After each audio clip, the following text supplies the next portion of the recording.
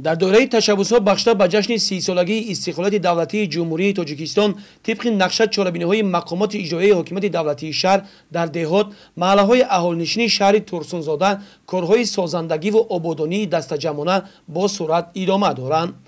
در این سمت صاحبکاران، تاجران و شخصان سخاوتپیشه سهم ارزنده گذاشته همه‌روزه تشبث‌های نو به نو به قید گرفته می‌شوند.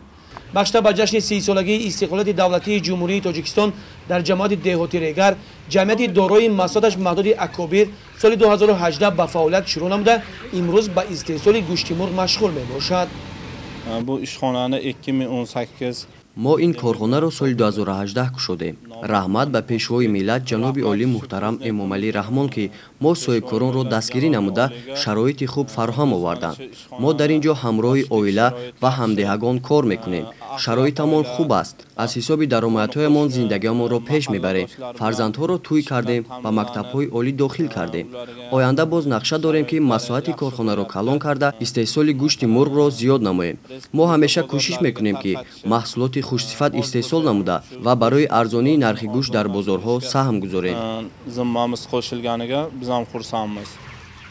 ماموریت کارخانه چوجه‌ها را از جمعیت دارای مساحتش محدود عزیزه شهر دوشنبه آوردن طول 45 شبانه روز نگاهبین کرده در یک دوره 5000 کیلوگرم گوشت مرغ استحصال می‌نماید. متخصصان هنگام صحبت میگویند که پرورش چوجه زحمت بسیار طلب می‌کند. باید همیشه به آب و دان و حرارت فرم مرغ پروری دقت جدی دهند.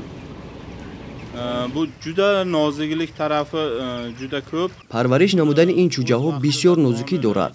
باید شبانه روز داخل این کارخانه کارگران باشند و همیشه از آب و دان و حرارت اینجا نظارت برند. اگر کمی خطاگی شود این چوجه ها تیز نابود می شوند. برای همین ما کوشش میکنیم که همیشه برای تلفات رخ ندادن همه تدبیرها را استفاده بریم. همچنین دکتران سری وقت داروهای ضد کسلی‌های گوناگون میدهند. خلاص امروز استحصال گوشت در کارخانه ما خیلی خوب است.